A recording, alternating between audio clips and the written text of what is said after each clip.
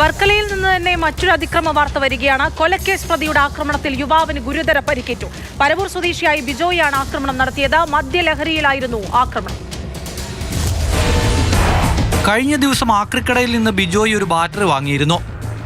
ഇന്നത് വേണ്ട എന്ന് പറഞ്ഞ തിരികെ നൽകി. പണം മടക്കി നൽകണമെന്നും ഇയാൾ ആവശ്യപ്പെട്ടു. കടയുടമ നിസാർ 1500 രൂപ തിരികെ നൽകിയെങ്കിലും ലഹരിയിലായിരുന്ന ബിജോയ് പ്രകോപിതനായി നിസാറിനെ ആക്രമിക്കാൻ ശ്രമിക്കുകയായിരുന്നു. വിഷയത്തിൽ ഇടപെട്ട ആക്രിക്കടയിലെ ഡ്രൈവറായ നടേറ സ്വദേശി മുഹമ്മദ് അസ്ലത്തിനാണ് പരിക്കേറ്റത്. പരവൂർ സ്വദേശിയായ ബിജോയിയെ വർക്കല പോലീസ് കസ്റ്റഡിയിലെടുത്തു. ഉച്ചയ്ക്ക് 1:30 സംഭവം. കടയിലുണ്ടായിരുന്ന മറ്റു ചിലരെയും ഇയാൾ ഉപദ്രവിച്ചതായി പോലീസ് പറയുന്നു. അക്രമാസക്തനായ യുവാവിനെ നാട്ടുകാർ പിടികൂടി കെട്ടിയിടുകയും പോലീസിന് കൈമാറുകയുമായിരുന്നു. പരിക്കേറ്റ അസ്ലമിനെ ആദ്യം വർക്കല താലൂക്ക് ആശുപത്രിയിൽ പ്രവേശിപ്പിച്ചു. തുടർന്ന് വിദഗ്ധ ചികിത്സയ്ക്കായി മറ്റൊരു ആശുപത്രിയിലേക്ക് മാറ്റി. ആര്യനാട് കരുണസായി ഡി അഡിക്ഷൻ സെന്ററിൽ ചികിത്സയിലിരിക്കെ സഹതാമസക്കാരനായ കഴക്കൂട്ടം സ്വദേശിയെ ചെടിച്ചട്ടി കൊണ്ട് തലക്കടിച്ച് കൊലപ്പെടുത്തിയ കേസിലെ പ്രതിയാണ് ബിജോയ് എന്ന് പോലീസ് പറഞ്ഞു. മാതൃഭൂമി ന്യൂസ്, തിരുവനന്തപുരം.